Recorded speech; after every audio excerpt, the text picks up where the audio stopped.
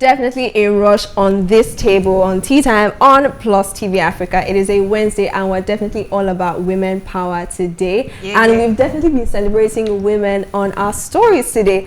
And the next one is another interesting one because Teni has insisted that her weight loss is not as a result of surgery. We also like the pictures where Teni came and she was looking all snatched here and there. And then she had to come on social media and say, okay, well, she has lost 75 pounds without undergoing surgery. So she went ahead to slam those who insist she did surgery to lose weight via a Twitter post. Teni Makanaki. Right, literally, she was actually looking really nice and snatched, right? But trust Nigerians to always do what they would do. They would always talk, whether you do something good or you do something bad, they will still talk about it. And now that she looked nice or she looked, you know, slimmer than she was before, people came ahead to talk and say, oh, who did surgery? I even saw like a particular comment that was all like, this doesn't look like a workout body. It doesn't that look person like, must have been working out. right?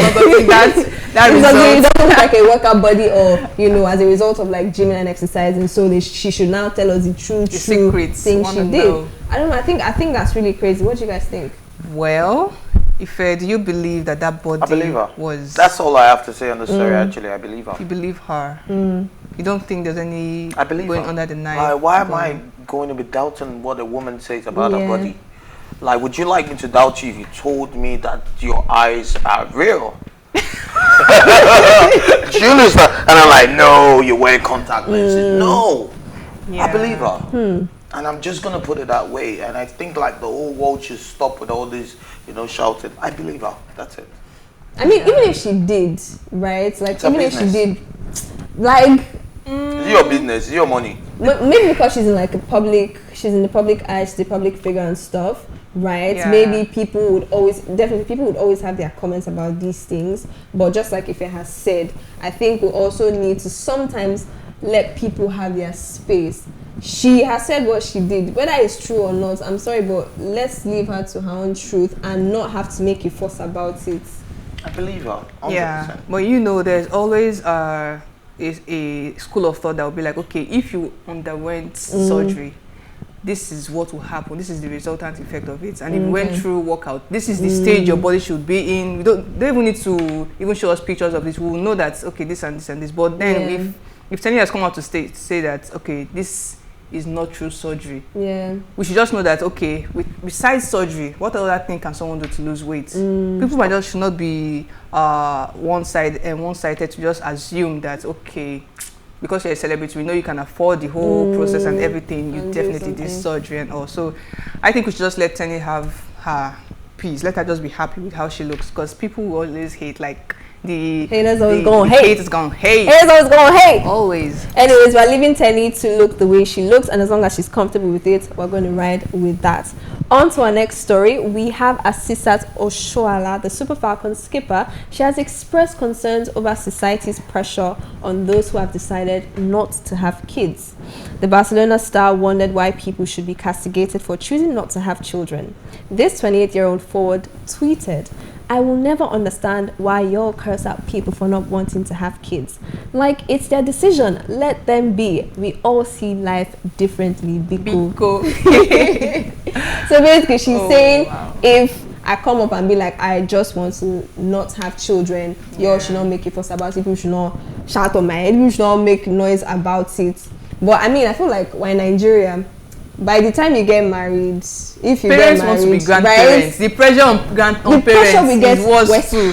There's pressure everywhere. So I think that this is not only coming from the people, the women to give birth themselves. It's coming mostly from their parents that actually want them, like, produce a child, let me carry my grandchildren before I go and die. Like, most parents are out, or actually the ones pressurizing their daughters or their sons to produce this. So I feel this tweet should be for those people, because they're the ones applying this amount of pressure. And also, I think couples, when they get married, this is something that you should have discussed before you get married. Okay, are we going to have kids, children, or are we adopting, or are you just staying together, like, till death do us part? Like, this thing should not be an issue later on, because can't really control. Like, look at living in Nigeria. So raising a child in Nigeria is not easy. In fact, Insecurities, like, it's not, there's lots of reasons why you don't even want to raise a child now, because the pressure for children is worse too. It's worse than. If I do think that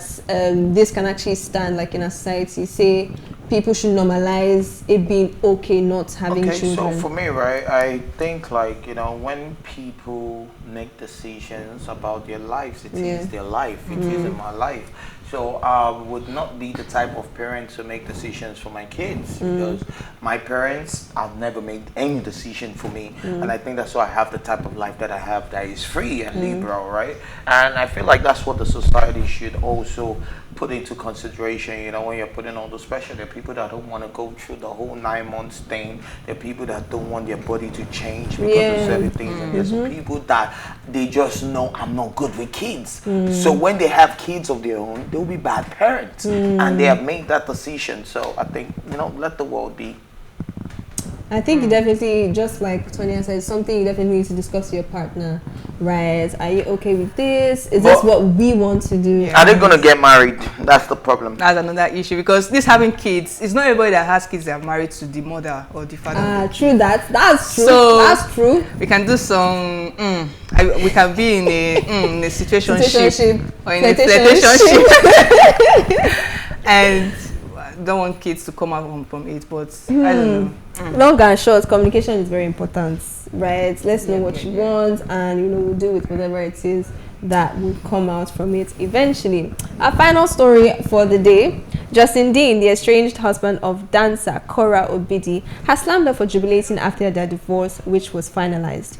Cora excitedly announced that the divorce has been finalized in a Facebook post. However, in a Facebook Live, Justin condemned Cora Obidi's celebration of their divorce. While Cora called it a victory, Justin actually stated that the divorce represents a failure. So he's basically of the opinion that she should not be celebrating this. Like, it's not a happy situation, right? Because he doesn't want, because I mean, he also went ahead to like indicate that he has the custody of the children, and he's not going to want to raise his girls with that mentality that you walk into marriage with the idea that, oh, there's an easy option for divorce, and feel happy about it. Tell me what you guys think.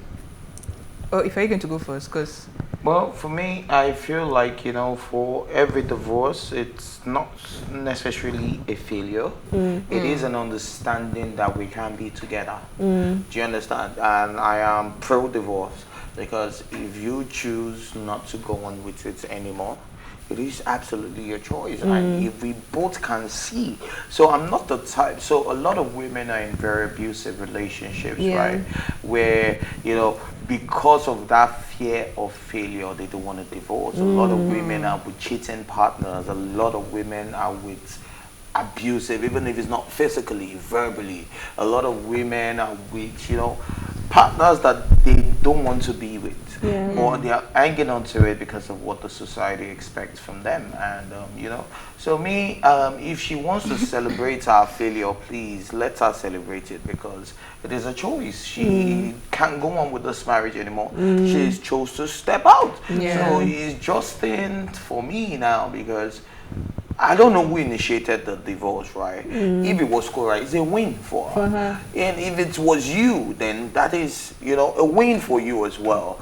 But maybe it is a failure for you because it wasn't you who initiated it. So, you know, I think those are the first questions we should ask: who initiated the divorce? Yeah. Well, in my opinion, I feel if you felt like that divorce was like an escape from something negative you were going through, it's an achievement for you, because you came out alive. So people actually die in marriages. Like we had someone that actually lost her life from an abusive marriage. So if you, like what Ife said, if you were in a very, very abusive relationship or marriage, and you're, you know, trying to divorce and you get it done, it's actually an achievement. So for Justin, he feels it's a failure. That should be to him. He shouldn't even impose that on Cora to not see it as a celebratory thing, because I feel she should actually be happy about it, because she was not happy in that marriage.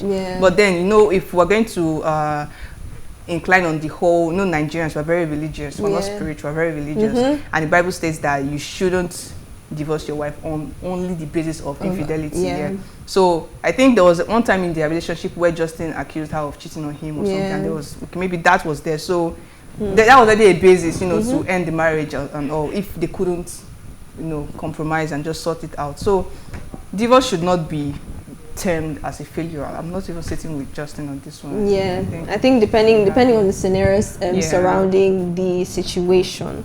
Anyways, we know that relationship had like lots of ups and downs, hickety here and there, but we wish them well in all their endeavors. Anyways, all good things must come to an end, but we'll be back tomorrow, and this is where we draw the curtain. Thank you for watching. As always, don't forget to join the conversation on social media with the hashtag TeaTime. And remember, you can actually catch us on our previous episodes, including this very one, and all our exclusive content by subscribing to our YouTube channel at PlusTvAfrica Lifestyle. You can also watch TeaTime on R2TV, and we're international in London on Ben Television and Star Times channel 308. A very, very big thank you to my beautiful anchors, Tonya, our woman of the day, and Ife, the man, the only beautiful man on this table. Shout out to the production team. Much love to everybody that called, everybody that tuned in. We'll be back tomorrow. I am the Edo Queen.